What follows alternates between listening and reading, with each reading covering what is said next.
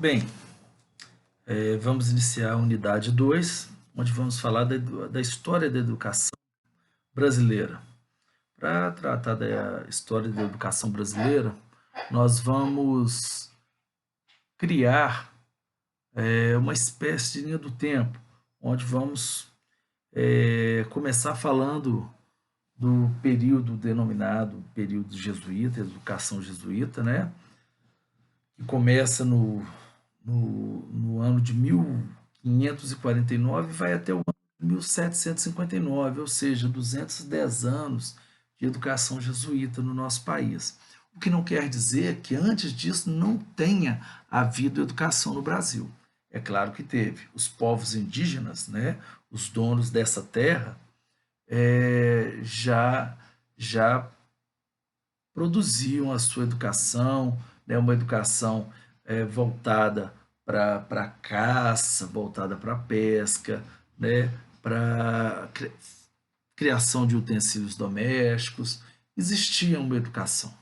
Então, quando os jesuítas, quando os portugueses chegam no Brasil em 1500, invadem nossa terra, 49 anos depois eles trazem esses padres jesuítas e que logo de chegada, pouco tempo depois, já criam a primeira escola na cidade de Salvador, né?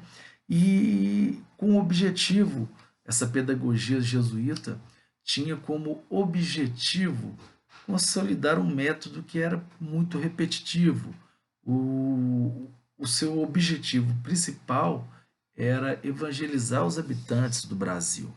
É, E assim fizeram por 210 anos, sendo que somente no ano de 1759, quando o Marquês de Pombal percebe o enfraquecimento desses religiosos, ele resolve tirá-los, né, lá da, de Portugal e também de todas as suas colônias. Assim, os jesuítas saem do Brasil. E aí nós entramos num período que dura 48 anos, que é o período conhecido como período pombalino. Né? O período pombalino é considerado por alguns pesquisadores como um dos períodos mais desastrosos da educação brasileira, porque as aulas chamadas pelo Marquês de Pombal por aulas régias eram estudos autônomos e isolados, né, de latim, de grego, de filosofia, de retórica. Cada disciplina possuía um professor único e as matérias não se articulavam umas com as outras, eram todas independentes, né? Era fragmentado o ensino. E o pior disso tudo, em lugar de um sistema unificado, baseado em seriação dos estudos, do ensino, passou a ter essas aulas isoladas e os professores eram professores leigos, né? E mal preparados para ministrar essas aulas. Essas aulas régias constituíram essa experiência de ensino que não foi boa. Então, nós tivemos uma, um retrocesso, apesar de os jesuítas terem muito uma proposta religiosa de catecismo, foram estruturadas escolas no nosso país. Porém, com essa proposta de Marquês de Pombal, o retrocesso ficou muito marcado, né? Muito acentuado. E isso foi um grande problema que marcou a nossa história. Após esse período, nós tivemos aquele período que foi chamado de joanino, né? Um período que durou 13 anos, de 1808 a 1821, com a mudança da família real, né? O Dom João VI, ele, ele refunda a Academia Militar aqui no Brasil, cria duas escolas de medicina, né? Uma lá no Rio, outra lá em Salvador. transfere a Biblioteca Real para cá. Então é um período que acontecem muitas coisas, cria a imprensa régia, é, e, e vai fazendo várias intervenções. Nesse período também que ele traz, ele cria o Jardim Botânico do Rio de Janeiro. Essa imprensa que ele traz é uma imprensa com jornais impressos, né? Então algumas pessoas poderiam ler, não eram todas ainda. E com toda essa mudança, com todo esse movimento deles, infelizmente, não conseguiu implantar um sólido sistema de educação, de ensino aqui no nosso país. A educação continuou a ter uma importância secundária durante esse período.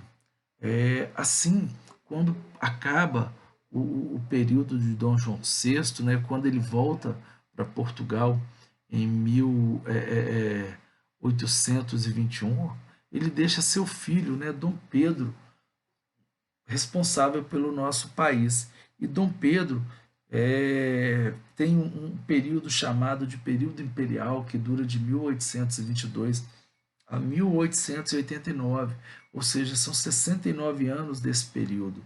E ele proclama a independência do Brasil em 1824, né? E assim ele outorga, ele cria a primeira Constituição brasileira. Nessa Constituição fala da instrução primária, né, que é gratuita para todos os cidadãos. Então, já se pensa numa proposta de educação. E aí, no ano de em 1883, a falta de professores institui um método que eles chamam de método Lancaster, pelo qual um aluno, um estudante treinado, ele ensinava um grupo de mais 10 estudantes, sob a vigilância de um profissional que era chamado de inspetor. E aí, essa gestão, né, esse período, ele tem criado 4 graus de ensino, vamos dizer assim, 4 graus de instrução.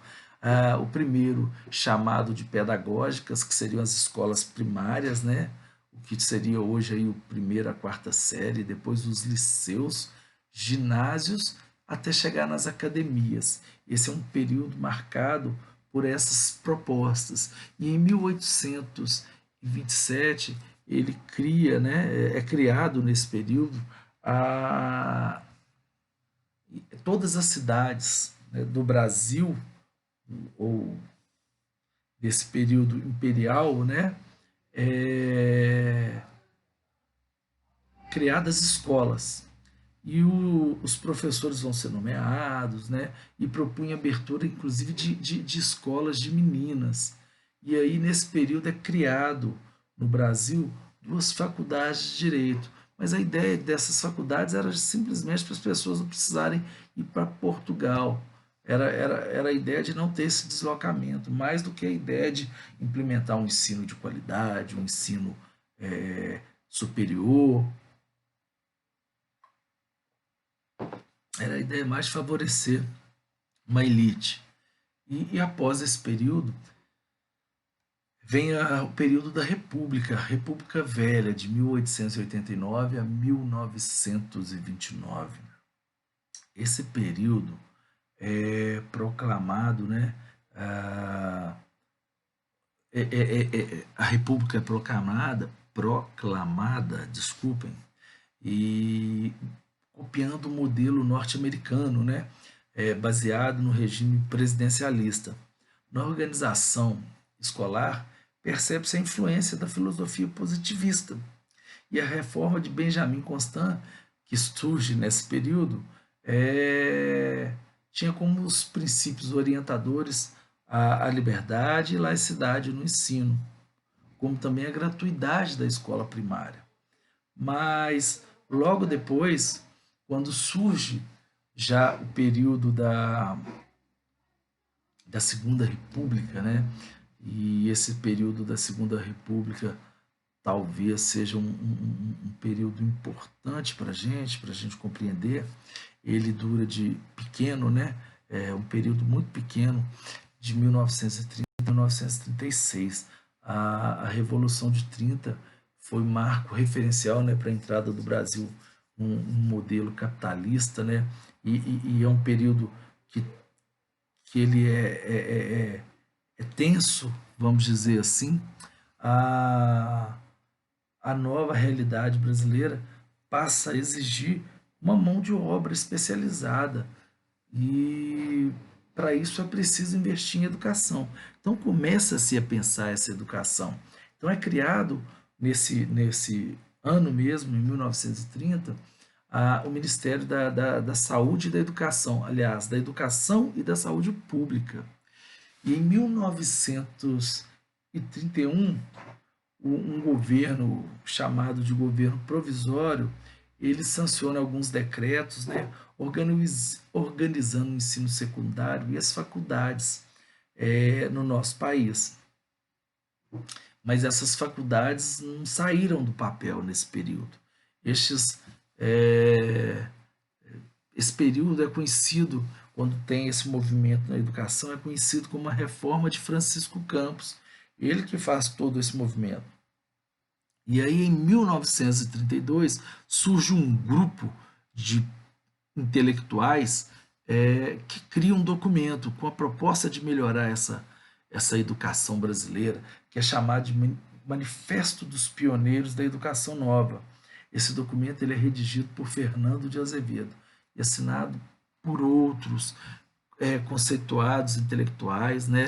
Bastante pessoas fazem parte deste movimento, e em 1934, a nova Constituição, pela primeira vez, ela vai falar da educação como um direito para todos, e que fala tanto da família quanto dos poderes públicos, amparando essas pessoas que precisam da educação.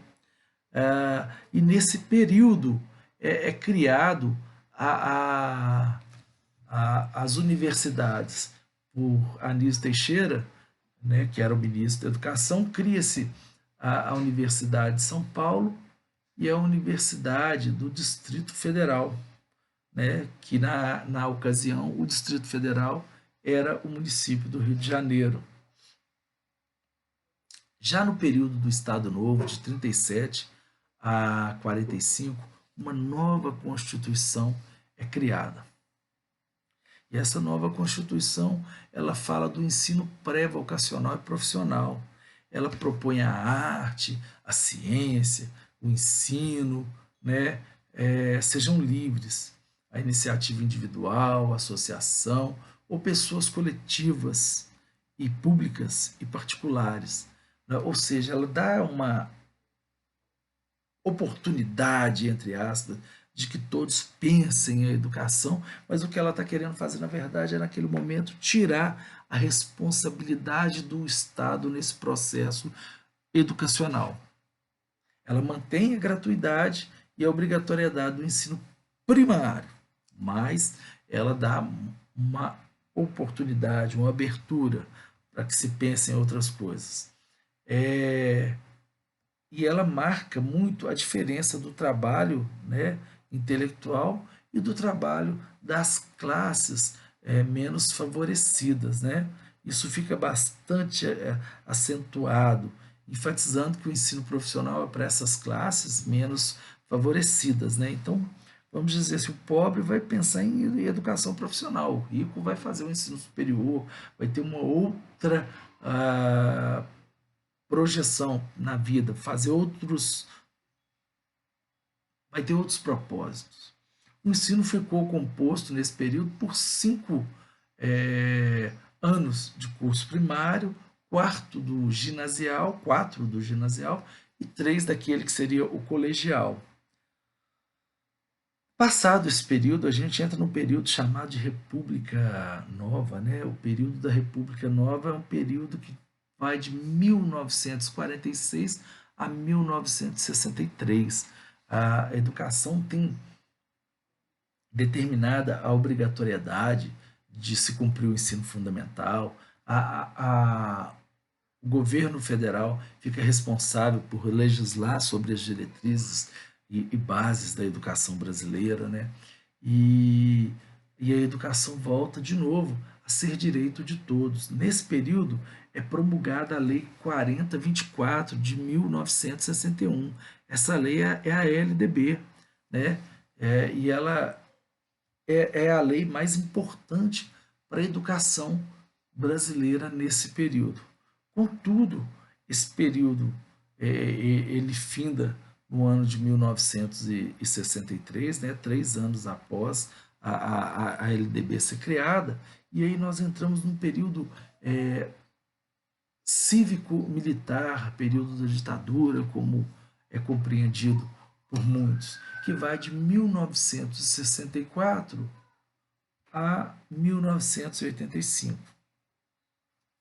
Então, mudanças bem severas, a gente pode dizer, acontecem no que diz respeito à nossa educação.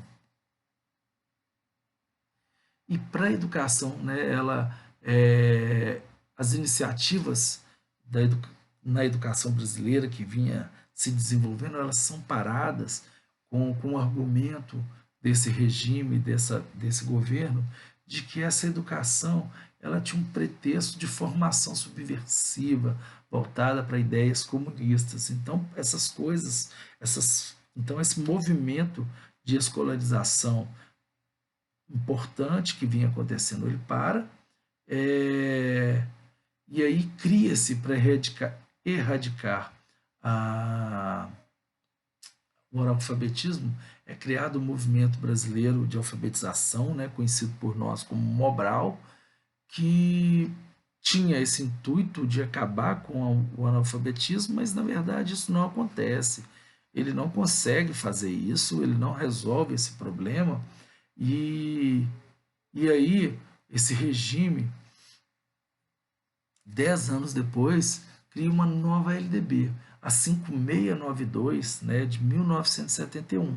E o caráter dessa LDB, a característica dessa LDB é voltada para a ideia de um regime, de um ensino profissionalizante. O Brasil continua envolvido com o processo de industrialização e as pessoas que governam o país nesse momento entendem que o ensino profissionalizante é mais importante que o ensino superior. E só para ilustrar esse período, nesse regime é criado, né, a Escola de Arte de São Paulo, que era um curso superior para formar profissionais, e esse curso superior, na verdade, é um curso de 2 anos, né?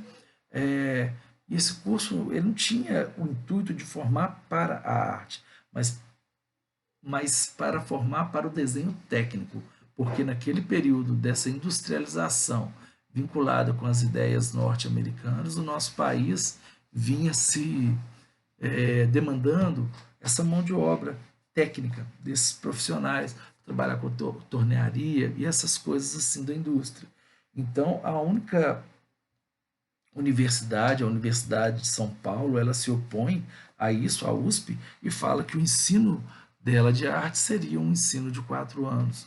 Então, a gente tem essa LDB com um propósito muito, muito, muito voltado para essa profissionalização, e a gente só vem a ter uma nova LDB, que é a que está vigente hoje, que é a 9694 de 1996, ou seja, muitos anos se passam e para mudar algumas propostas e concepções de ensino no nosso país. E aí essa nova LDB já vai ser discutida na nossa unidade 4, quando a gente vai discutir da educação contemporânea, né? Nessa unidade a gente faz esse relato sobre a história do Brasil.